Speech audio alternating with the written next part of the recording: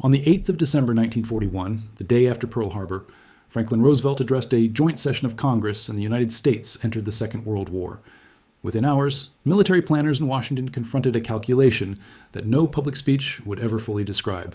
America possessed fewer than 3,000 combat-ready aircraft. Germany fielded over 4,500 frontline machines. Japan, another 3,200. But the numerical disadvantage was only the beginning. The deeper crisis, the one that kept generals sleepless in the winter of 1941, had nothing to do with airframes or pilots or aluminium. It had everything to do with what sat inside an engine: high-altitude performance. That was the problem. American aero engines of the period, the Allison Vayu 1710, fitted into the early P-38, the P-39, the P-40, lost power catastrophically above 15,000 feet. The supercharger stages were inadequate. The intercooling was rudimentary. At 25,000 feet, where German fighters and bombers operated with comfortable efficiency, an Allison-powered aircraft became sluggish, unresponsive, and vulnerable. American industry had no answer.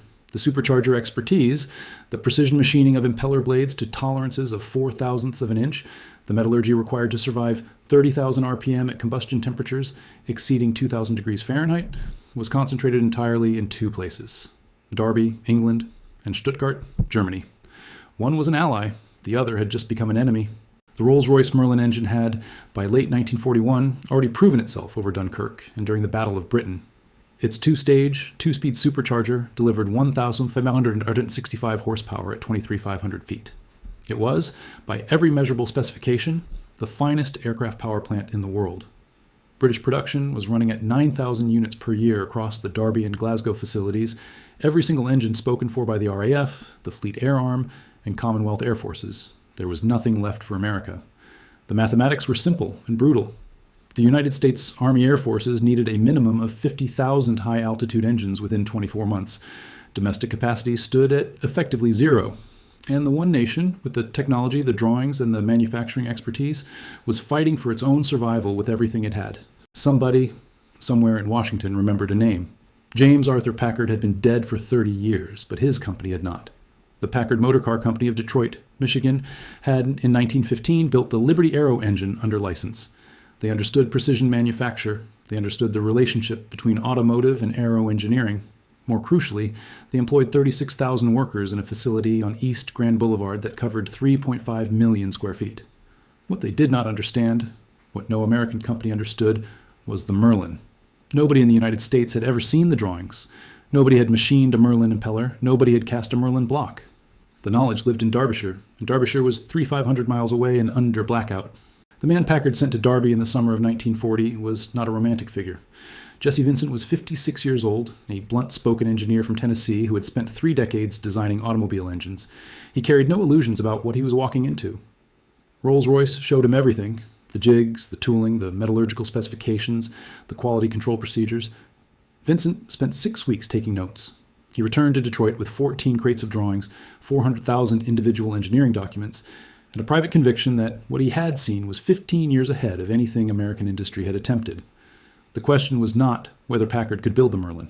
The question was whether Packard could build it in time, in quantities that the British engineers in Derby considered frankly impossible, and at tolerances that would have been dismissed as fantasy in any Detroit machine shop 3 years earlier. The man who would answer that question was born not in Detroit, but in County Galway, Ireland in 1889. Cornelius Patrick Hurley had arrived in the United States in 1911 with $40, a secondary school education, and 4 years of experience as a millwright in a Belfast engineering works. He found employment at the Ford Highland Park plant, where he spent 11 years learning mass production methods from the inside out. He was not an engineer by qualification. He held no university degree. What he possessed, in quantities that his colleagues found both impressive and occasionally maddening, was an intuitive understanding of manufacturing flow, the way a production line breathed, where the bottlenecks lived, how tooling decisions made in January determined output rates in September. He had, as one Packard foreman later recalled, the ability to look at a workshop floor and see not what was happening, but what was about to stop happening. Hurley joined Packard in 1933 and spent 7 years managing the engine division's machining operations.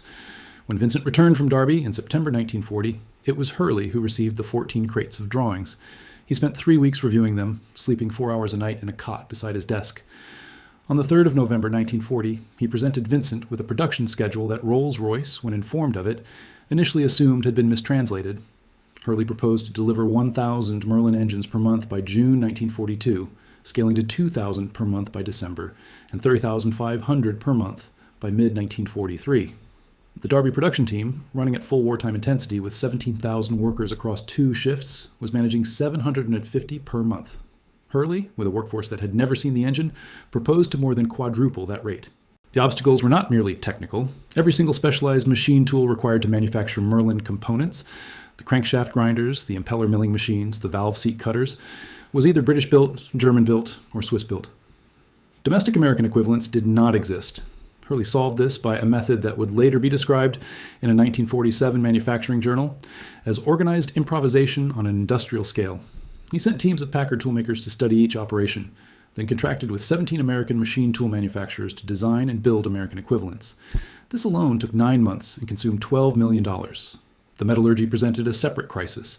Merlin connecting rods were machined from an aluminum alloy, RR56, that combined specific ratios of copper, magnesium, and silicon developed through 15 years of aero engine research at Derby. The American equivalent, designated 142 alloy, required modifications to the casting process and 3 months of destructive testing before Hurley was satisfied it would not fail at operational temperatures.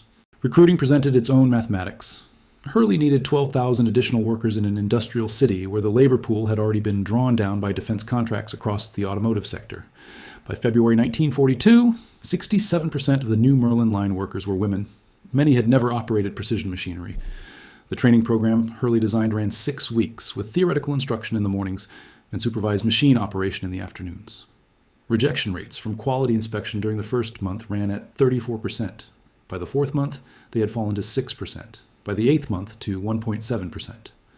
Margaret Kowalski, 24 years old, a former seamstress from Hamtramck, operated an impeller balancing machine for the duration of the war and achieved a zero-defect record across 14,000 components. When Hurley visited her station during a production inspection in March 1943, she told him she understood that each engine would keep a pilot in the air. He told her she was correct.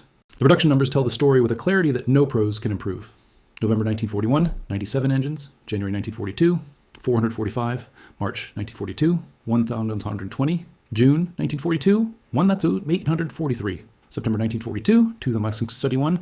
December 1942, 3,506.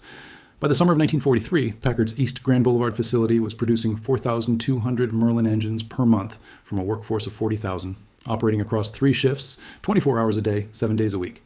Total Derby output for the same period, 2,100 per month. The student had surpassed the teacher. The math was, by any measure, extraordinary. The aircraft that most visibly demonstrated what the Packard Merlin made possible was the North American P-51 Mustang. The airframe had been designed in 1940 for the RAF, powered by the Allison V-1710. It was fast at low altitude and aerodynamically refined, but above 15,000 feet it was tactically useless. In 1942, Rolls-Royce test pilot Ronald Harker flew an Allison Mustang and immediately recognized what a Merlin installation might accomplish. The conversion was authorized, the engineering completed in 5 months, and the first Merlin-powered Mustang flew in October 1942. The results were not close. Maximum speed increased from 390 miles per hour to 441. Service ceiling rose from 30,000 feet to 4,900 feet. Critically, at 30,000 feet, the operational altitude of the Luftwaffe's defensive fighters, the Merlin Mustang outperformed the Focke-Wulf 190A by a margin that German test pilots, when they captured and evaluated one in 1944, reported with what their own documents described as considerable concern. The Packard Merlin Mustang entered combat with the 354th Fighter Group in December 1943. Its first long-range escort mission to Berlin and back, 100 miles round trip, demonstrated what the combination of airframe and engine could accomplish that no previous Allied fighter had managed. Mission loss rates for bomber formations escorted by P-51s fell from 9.1% to 3.4% within 3 months. Luftwaffe fighter strength over the Reich, which had remained essentially intact against previous escort fighters that could not follow them to altitude, began a decline from which it never recovered. Between January and May 1944, the USAAF destroyed 4,162 German aircraft in the air. The Mustang accounted for 53% of those kills. German intelligence recovered a complete Packard Merlin engine from a P-51 that crashed in France in March 1944. The subsequent technical analysis, forwarded to Reichsminister Speer's Armaments Directorate, concluded that the American manufacturing tolerances were, in several respects, superior to the British originals. The impeller blade profiles showed machining accuracy to 0.02 inches. The crankshaft journals met finish specifications that German inspectors noted would have required the finest Swiss-trained craftsmen working individually, not a production line of recently trained American civilians.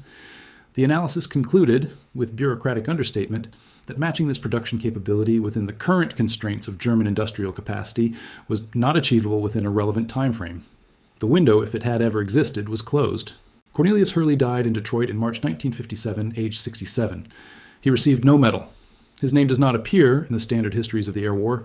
The Packard Merlin itself is remembered primarily as the engine of the Mustang, which is remembered as the fighter that won air superiority over Europe, which is remembered as the precondition for D-Day, which is remembered as the turning of the war. That chain of consequence ran from a cot beside a desk in an East Grand Boulevard office, where a County Galway millwright with no formal engineering qualification spent 3 weeks reading 400,000 drawings and decided they were achievable. The nation that had defined precision aero engine manufacture for 2 decades found itself by 1944 importing the technology it had invented from a former colony that had industrialized the knowledge beyond anything Darby had imagined possible.